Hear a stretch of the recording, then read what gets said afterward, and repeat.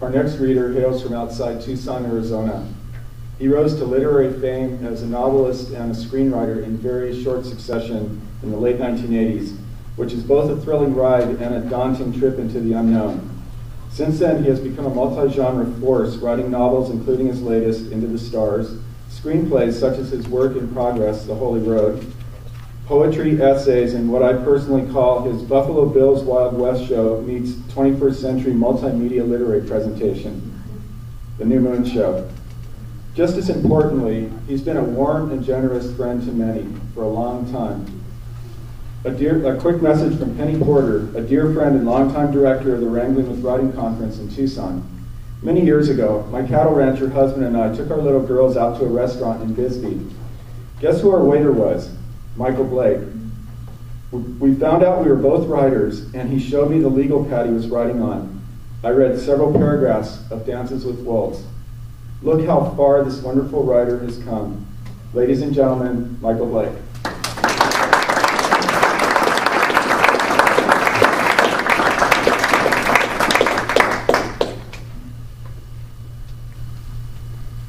Very happy to be here because I believe in poetry as much as I believe in anything else in life.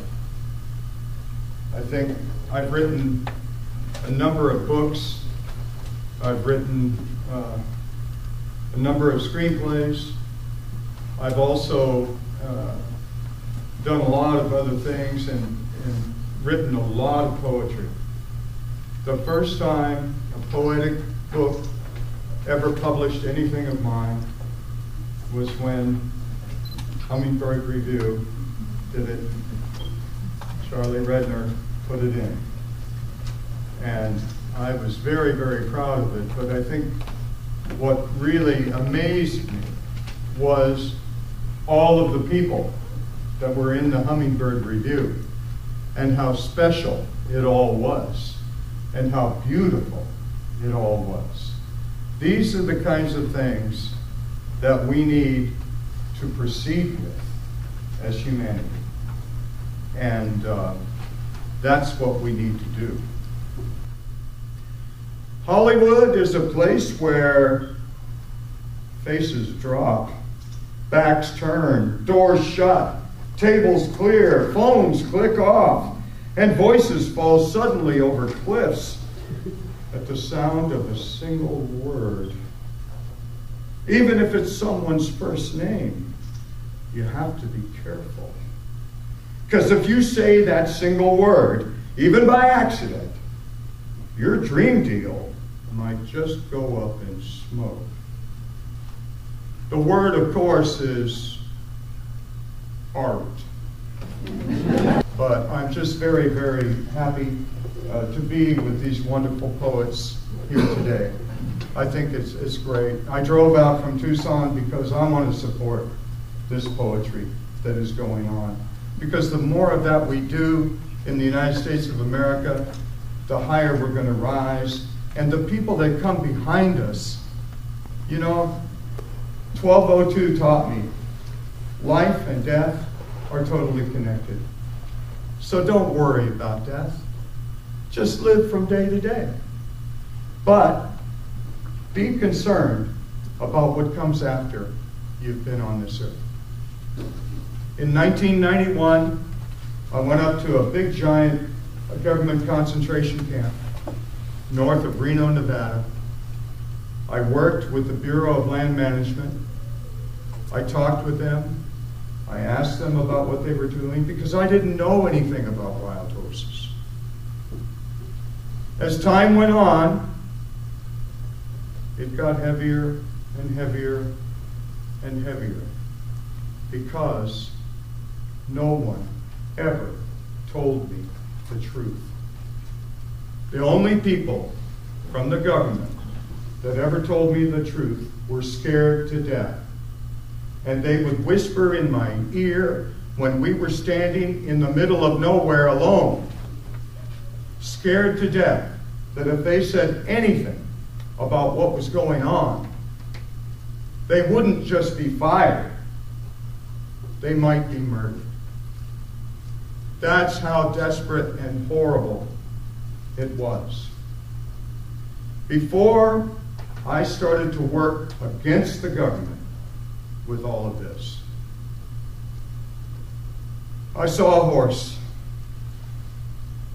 A guy up there at the head of the BLM had a meeting one afternoon with a bunch of people, 40 people maybe. And they came up and he said, "Would anybody like to see a real wild horse?" "Oh, yeah. So they opened a gate on a fenced track, and this horse came in. I couldn't forget him. I drove back to Reno that night and got in my hotel room and looked out at Nevada, but I couldn't stop thinking about him. So I had to write this down. Horse number 1202. 20 years on the open range. 20 years of running. 20 years a stallion. Answering to no one.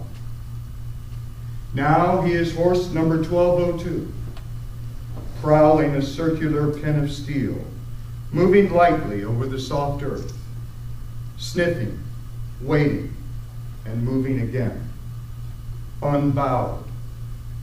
He's forced to acknowledge the man and woman inside the pen, avoiding them perfectly as he travels around and around. He looks through the people crowded in the stands, the children passing toy trucks on the packed ground, the square white lunch truck standing in the back. He cares nothing for the flying flags or the video cameras or questions from the audience or for what's missing from between his legs. It is the horizon. That is what holds his attention. The meeting of sky and earth is the only destiny he has ever known. A gate opens, and he swings his magnificent black body around to face it.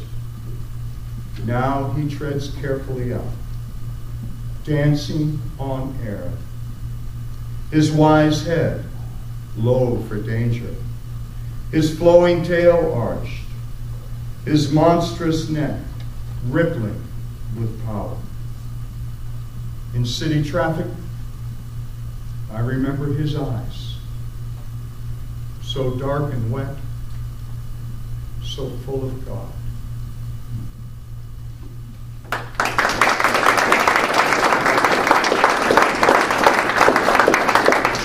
He was over 20 years old when he was captured. He was not going to be adopted because he was too old. He was probably going to be sent to slaughter at some point. The director of the BLM up there at the big concentration camp and I, we got along quite well because he did what he had to do, but he didn't like what he was having to do. He didn't tell me anything, but I could tell. I adopted horse number 1202. We spent 15 years together. The reason poets write poetry is not because to make money or a request or this or that. It's because it comes out of their heart and soul. And that book came out of my heart and soul, like I'd like to say that all books have.